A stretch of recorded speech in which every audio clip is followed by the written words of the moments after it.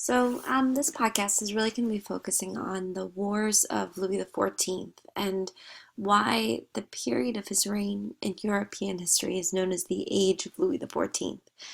Because his reign really influences the politics and the society of pretty much the rest of Europe, particularly Western Europe, between his throughout the 17th century, really making France this power and force that everyone else has to respond to and react to.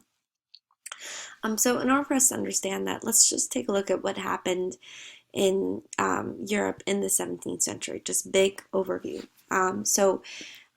Events such as the Renaissance, the Reformation, religious wars, the fall of the Holy Roman Empire, the decay of Spain, its economy and sort of weakening, is really leading the way for the rise in the 17th century of the Dutch, the English, and the French.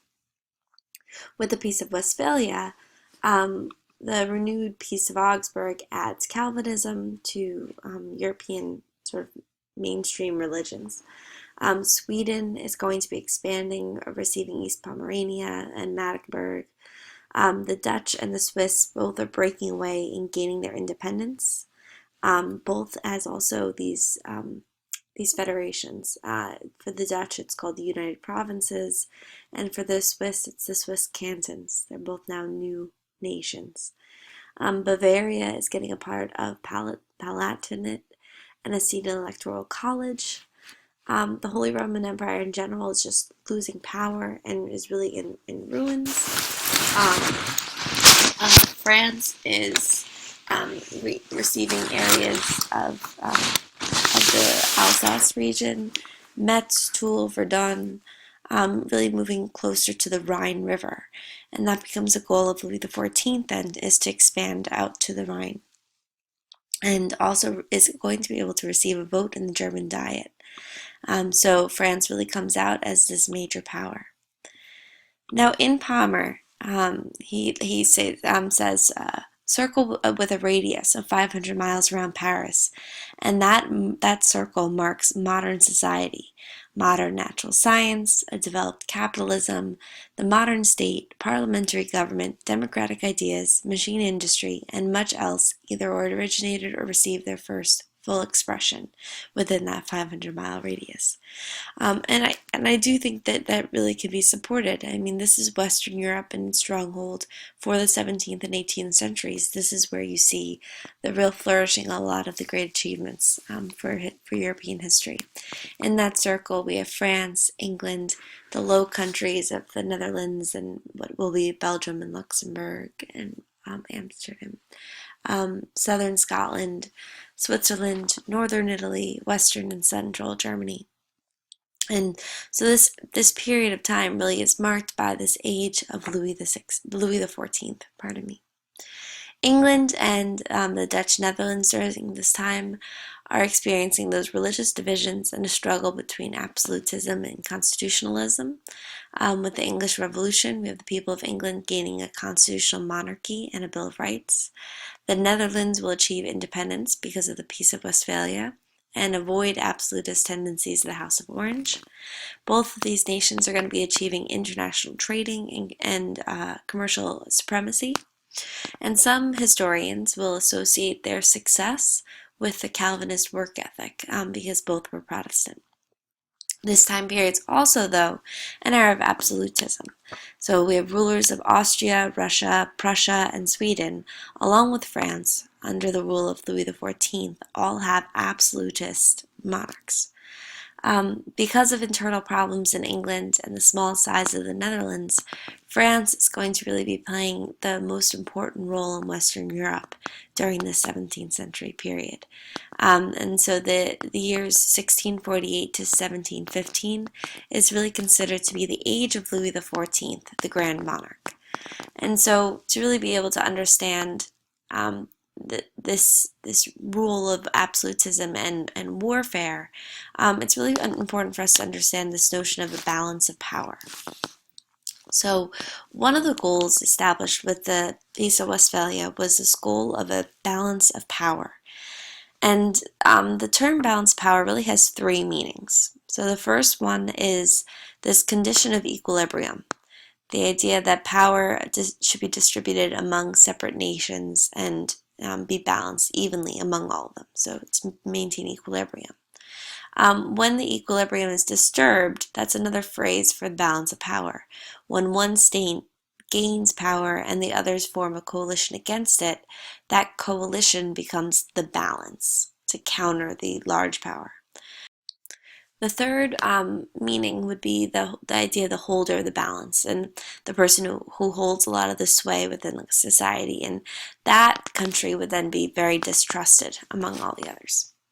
The aim of leaders pursuing a balance of power after the Peace of Westphalia was really to preserve independence or ally any state against other states that are threatening domination.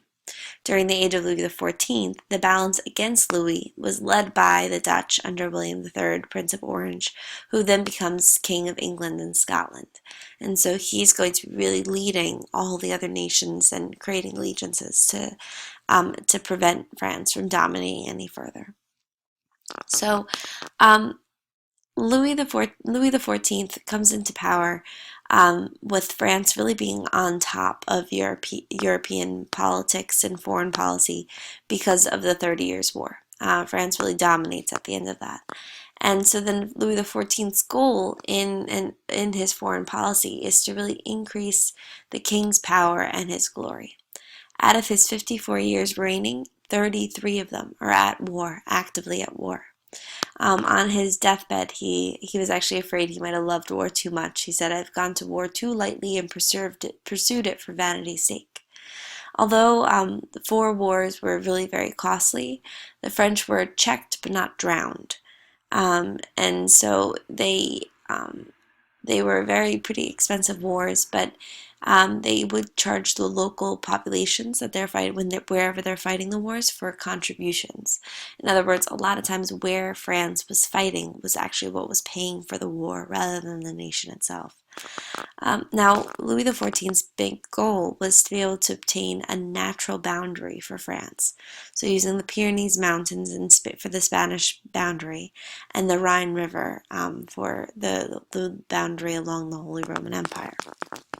Louis XIV, in order to wage this war, will try and build up and redesign the army, really have set up medical hospitals and really enforce disciplined army troops that are well trained. The French will retain at the end of the 4 wars Louis's conquest of Alsace, the French Comte, and secure the throne of Spain. However, the goal of reaching the Rhine River will not be achieved. So there's 4 major wars I want to be talking about today, quite briefly. The first is the War of Devolution. Then there will be the war against the Dutch, the War of the League of Augsburg, and then finally the War of Spanish Succession, the most important one right there. The War of Devolution is named because of a practice called devolution, or devolvement. It's about land inheritance and royal power. Philip the Fourth had married twice. His first wife had passed away, and he remarried. And he had a daughter by the first marriage, Maria Therese. And then he ended up having a son, with Charles II, with his second marriage.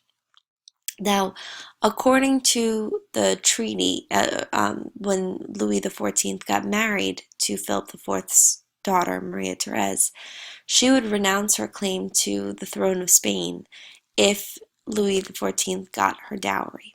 He claims that he never got it.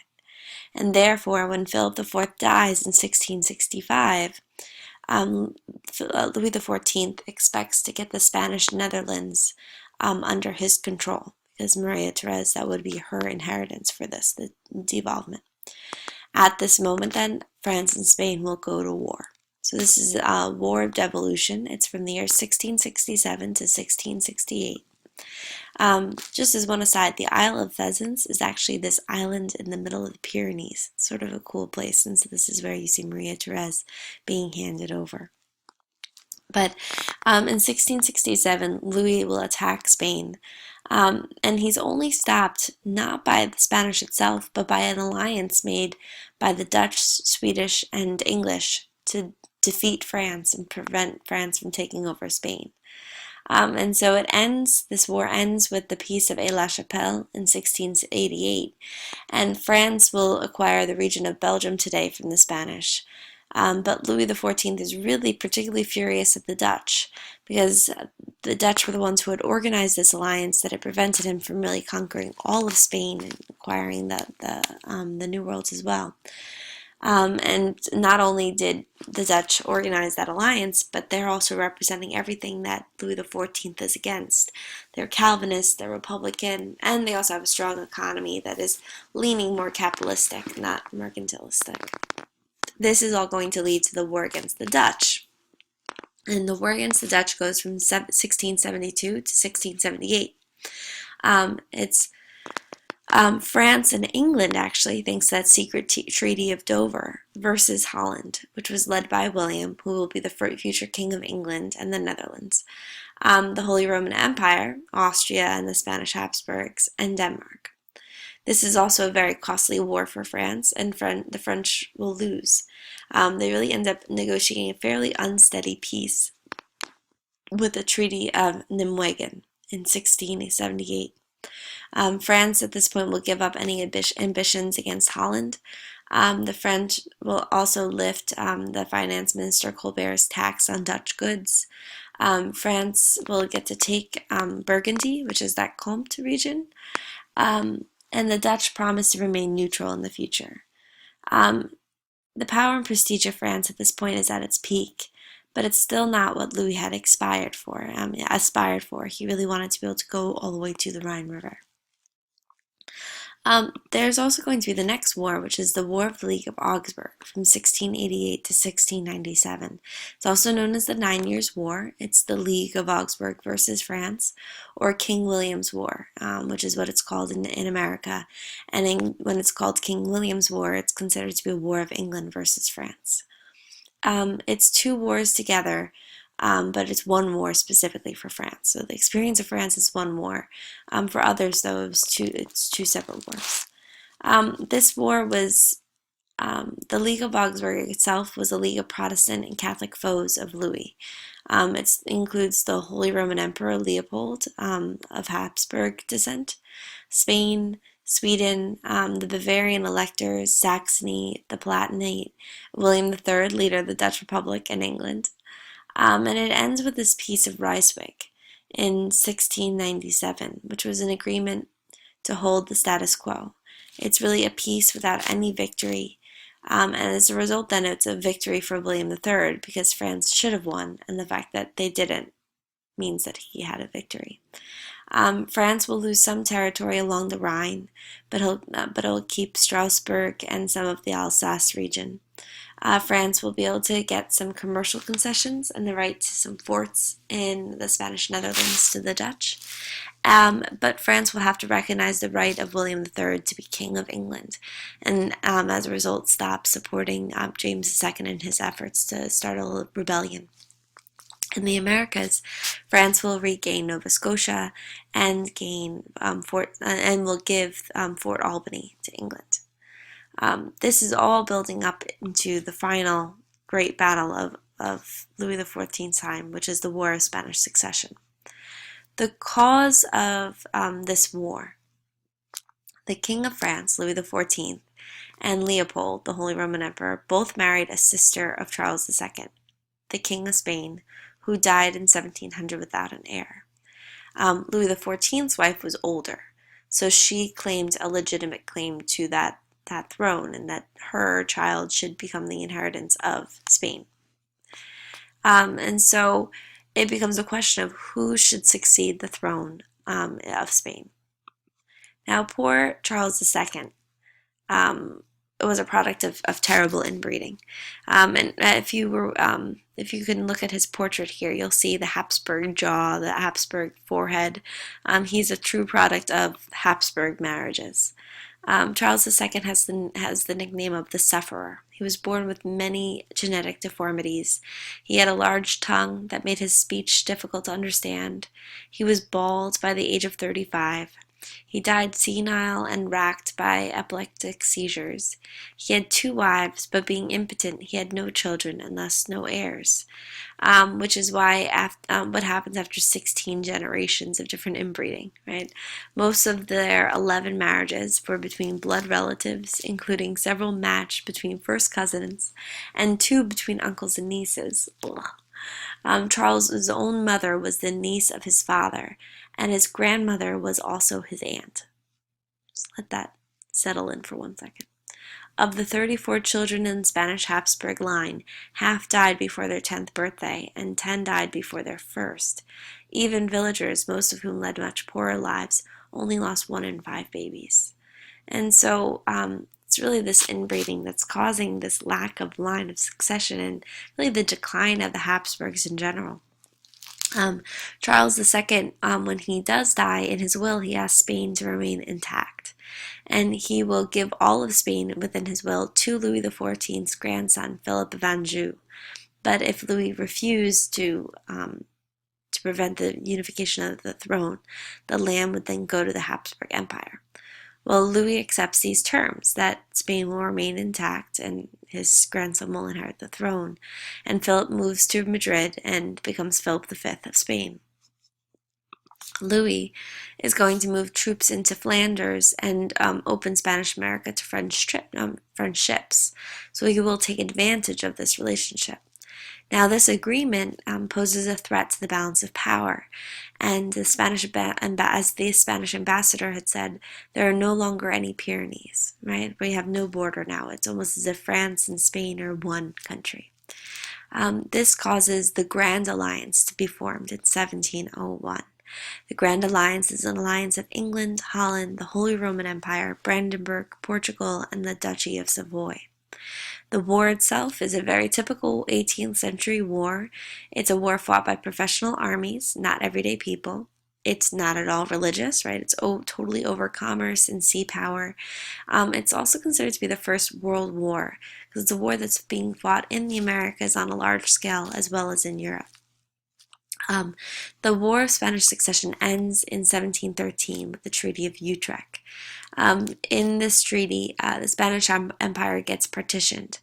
Philip IV begins Bourbon rule of Spain. Philip V begins his Bourbon rule of Spain, understanding that the 2 thrones will never unite. The Bourbons in France and the Bourbons in Spain will never unite their thrones. The Bourbons will continue their rule in Spain until 1931. So they actually outlived the French Bourbon line. The British in this war really wins out of everyone else. They become the dominant power because British also get Gibraltar and Minorca from Spain. It's with this access point to the Mediterranean Sea that Britain then becomes a Mediterranean power that it never had claim to before. The Austrian Habsburgs are going to get control of Milan, Naples, Sicily, and Belgium. And the Dutch will begin to be allowed to build barriers along their border in Belgium to protect themselves. And this is the final time that the Dutch will ever play a primary role in European politics. They're going to be much weaker post-war. Their economy can't keep up with it, and they can't keep competing with England. And so from this point onward, Belgium's going to take a very big backseat along with the Dutch. Now, Savoy and Brandenburg are both going to be recognized as kings and gain new land, independent kingdoms. Savoy is going to get Sicily and Nice, and Brandenburg is going to become Prussia. This is where we first see Prussia really emerge as a strong military force. Now, France gets to still retain some of its lands that had been gained. Comté and Alsace, or the Burgundy region. But it's severely weakened. It's going to be facing a lot of severe poverty, a lot of depopulation and famine. The population is considered to be really either stable or maybe even falling slightly due to famine, and overall just a lot of poverty in France as a result. In terms of its colonies, France will get to keep Quebec, Louisiana, and the Caribbean islands. Now, overall, the biggest winner will be England. England will have a greater presence in the Mediterranean and the New World, gaining Nova Scotia and Newfoundland from France. They also gained something known as asiento, A-S-I-E-N-T-O, which is the right to sell slaves to the Spanish colonies, which will open up the colonies to other goods as well. And this helps give new ports of entry for British goods. The House of Commons, led by the Tories, are going to become more dominant in passing the treaty than the House of Lords, which was led by the Whigs. And this political dominance of landed aristocrats and merchants is going to shift power in England as well to those landed aristocrats and merchants. With that, I just want to end by discussing something I mentioned in class, which was Louis XIV's religious policies. This is part of his domestic goal of really consolidating France and unifying it in one place. And there's really 3 steps to that. Louis XIV will use the Gallican Church model to really help support national independence from the Pope. But Louis XIV was also truly a devout man. And he's going to respect the Catholic Church and its traditions, and will really promote the Jesuits within his court. And the Jesuits pledged to be direct obedience to the Pope. So with that relationship, we see still a very Catholic reign. Another group he's going to repress, though, are the Jansenists. And he's going to truly be persecuting them. Jansenism is viewed or labeled as the Catholic Calvinism. And it's complex, but what makes them there. They're viewed as a heresy. It's a question over how the Jansenists interpret the relationship between free will and grace. So if you can recall in Protestant faiths, a lot of times it's faith in just faith alone will achieve salvation, and the Catholic Church countered by saying no, it's faith and good works. And the reason why is the Catholic Church has this belief in free will, and that with our free will we can have these good works. And the Jansenists are going to respond by really emphasizing more grace over free will. Now, what's important to note is that the Jansenist movement, which really gains a lot of popularity in France at this time, is against the Jesuits, it's against the Gallican Church, and it's against Louis XIV and his dominating power. And so Louis XIV is going to be viewing these Jansenists as a threat, and will view them as a branch of the Fronde and destroy many of their theological centers. And so, although the Jansenists view themselves as Catholics, Louis XIV will identify them as heretics, and they will be shipped away. But by far, the group that suffers the greatest under Louis XIV will be the Huguenots and the Protestants. Louis XIV will revoke the Edict of Nantes because of his true belief that religious unity is necessary for the strength and dignity of rule. And so he's going to revoke that edict and really make life untenable for any of the Huguenots living in his reign. All right, so that's everything for this evening, and I hope you enjoyed. Take care.